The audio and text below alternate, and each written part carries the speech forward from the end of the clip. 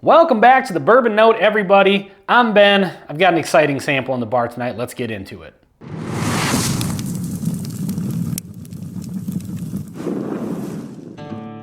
So on the bar tonight, I've got, bam, this is a sample from Storytime Distillery. This is Old Louisville Slugger.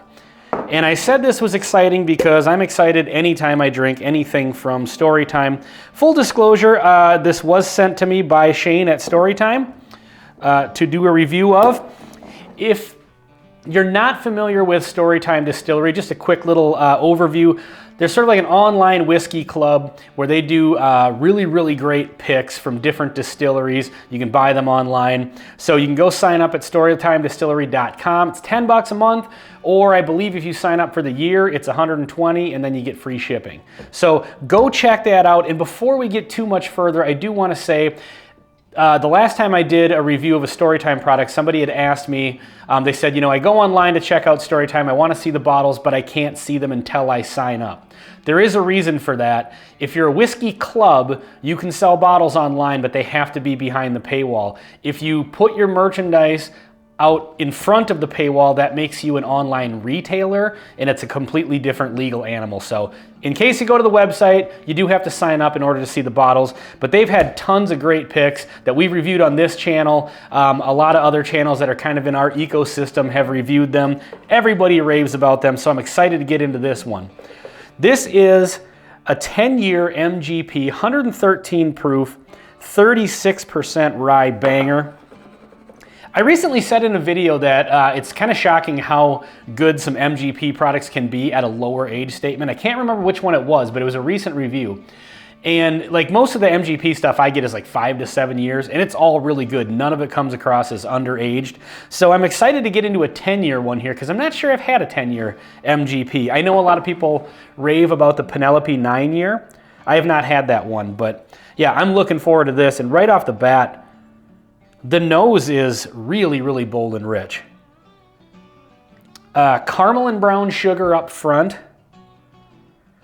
That rye spice at 36% rye, I'm kind of expecting like a really, almost a punch in the face from the rye. It's really well balanced. It has the traditional rye spice sort of flavors to it, but it plays kind of second fiddle to that sweetness up front.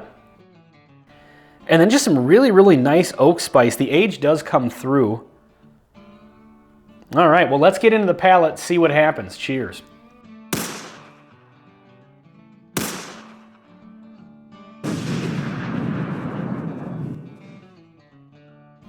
That is really nice on that first sip. The brown sugar note kind of took center stage on that first sip. And this is one of those ones that I feel is a bit of a kind of a roller coaster because it has that really nice brown sugar up front. It's got a ton of great sweetness to it, but then it kind of just fades into this rye spice, and it has this long lingering finish of like rye and barrel spice and maybe some black pepper. It's a really nice combination of the sweet and spicy. It's a little spicier on the palate than it is on the nose, but again, that rye and the 10-year age really kind of blends together to give it this really nice spice, and it just complements that the sweetness. And like I said, it's kind of brown sugar up front, a little bit of caramel on the back end kind of mixed in with that rye spice on the finish, lingering finish. Let's get into another sip here. Cheers. So on that second sip, again, kind of the same as the first, but I feel like the flavors are just growing a little bit, which tends to kind of happen sometimes the more you get into a whiskey. But yeah, a really nice sweetness up front. The rye notes on this one are really nice because it has the sweetness of the bourbon, but with the high rye content, you know, rye is not without its sweetness too. So sometimes when you can get a good balance of a sweet and spicy rye, I always like that. So I feel like this has got the sweet and spicy rye on top of a nice sweet and oaky bourbon. And it's really good. I'm here for it.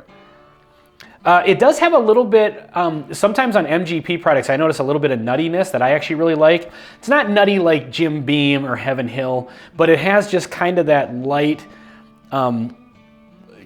nutty profile that I just kind of associate with MGP. That being said, drank this blind, I don't know that I would immediately assume MGP off of this one. I feel like it's got enough uniqueness on its own, but it does have some of those kind of MGP profile notes. So it's a really good blend of that. And it's just a really nice, you know, it's kind of in its own lane away from just a standard MGP profile, but it really does have kind of standard bourbon and rye flavors and aromas. They're just really, really mixed well together.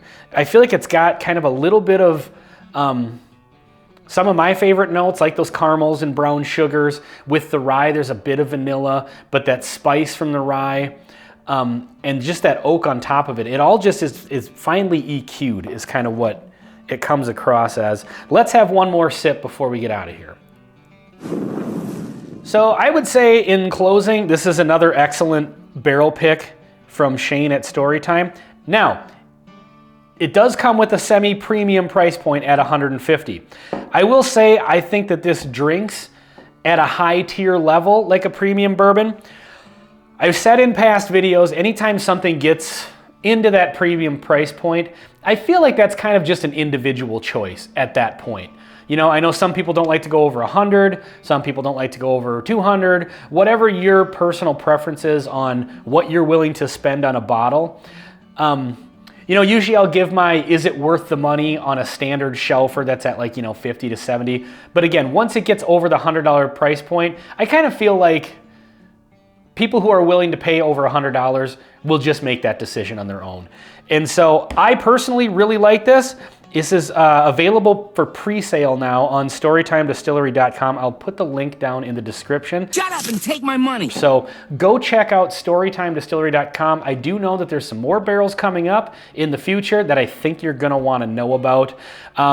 So yeah, again, just another home run, pun absolutely intended, from Shane over at Storytime.